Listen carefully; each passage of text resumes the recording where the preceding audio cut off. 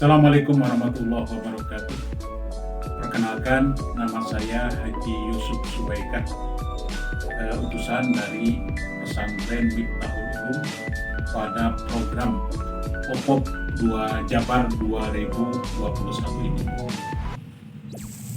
Kemudian pesantren kami menerapkan ajaran Islam di usaha, yaitu yang bergerak di usaha jual beli beras dan pengolahan beras, dalam artian dari padi kemudian diolah menjadi beras, kemudian dari beras langsung dijual. Adapun merek dagang kami atau merek produk kami yaitu beras MU, yang singkatan dari beras Miftahul Ulum. Keuntungan dari kelebihan dari beras kami adalah pertama, tidak memakai bahan pengawet. Kemudian yang kedua, tidak memakai bahan pewarna dan pemutih. Jadi benar-benar asli, beras lokal dan beras daerah. Kemudian dalam menetapkan konsumen kami pertama adalah grosir-grosir sembako, kemudian warung-warung kecil yang memberi 1 karung atau 2 karung. Kemudian konsumen langsung diantaranya para ustadz, ya. Itu adalah ketabrak atau tentang masalah konsumen, ya. Terkadang untuk konsumen tersebut, kami juga melayani di hari-hari biasanya hari-hari peringatan hari besar Islam, ada acara Maulidan atau acara Rajaban, Muharraman. Terkadang ada hajatan-hajatan, kami pasarkan produk kami, yaitu produk beras tersebut. Kemudian untuk pengelolaan penjualan produk, ya, kami menerapkan sistem penjualan secara online, yaitu dengan mempromosikan beras kami melalui sebuah selebaran, yang mana selebaran itu berbunyi, belilah beras MU karena memberikan beras MU sama dengan sedekah. Dalam artian, ya, nilai dari penjualan tersebut insya Allah, ya, ada sedekah untuk pesantren. Jadi secara tidak langsung ketika konsumen, ya, membeli beras kami, berarti telah bersedekah terhadap pesantren kami. Kemudian melalui WA dan melalui dari mulut ke mulut, ya. Jadi terus menerus promosi, ya, baik melalui pengajian atau melalui anak-anak santri. Untuk pengelolaan produksi, itu kami alhamdulillah menghasilkan produk, diantaranya pertama beras sebagai produk utama, ya, produk utama. Kemudian ada lagi hasil sampingan, yaitu lunte atau dedak halus. Ini diperuntukkan untuk peternak ayam, ya, perikanan, para ikan, dan satu lagi sekarang yang membutuhkan itu untuk bahan campuran dari supa, ya, bahan campuran dari supa. Kemudian ada produk lain sebagai produk sampingan, yaitu skam atau huut kalau bahasa Sundanya. Skam ini biasanya dipergunakan untuk penghangat dari peternakan ayam, atau sekarang itu dibakar untuk pupuk skam bakar. Kemudian untuk pengelolaan pencatatan keuangan, ya, alhamdulillah kami, ya, setiap, ya, pemasukan ada bahan baku berupa padi yang masuk penggilingan, itu kami catat, ya.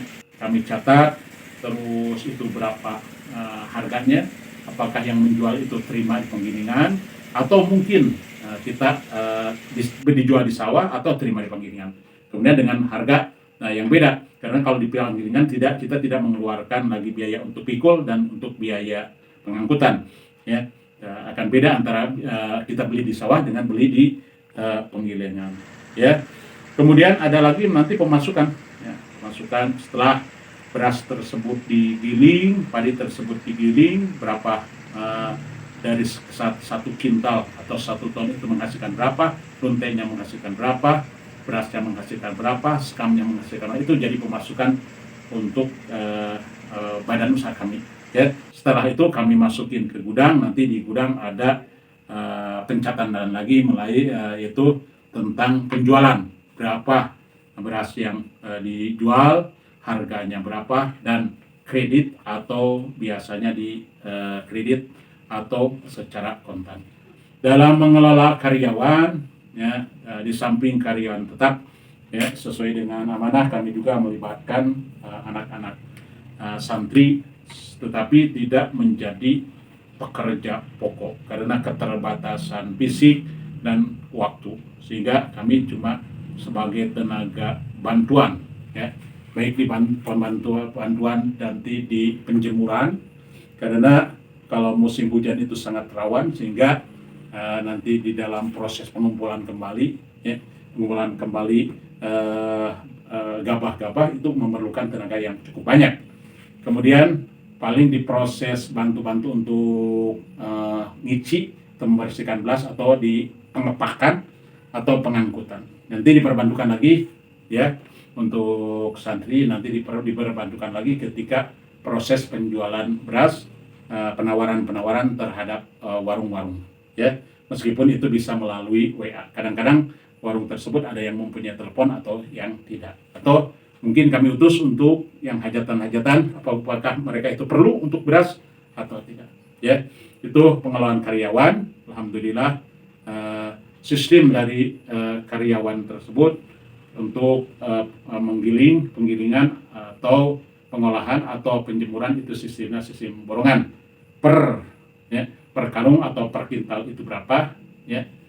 Nanti ada perhitungannya, dikurangi biaya sholat segala macam. Nanti ada bagian untuk pengelola, ya, atau badan usaha, atau bagian untuk harian berapa. Itu udah alhamdulillah udah diperhitungkan dengan sistem antarodi, semua saling dikredit, ya.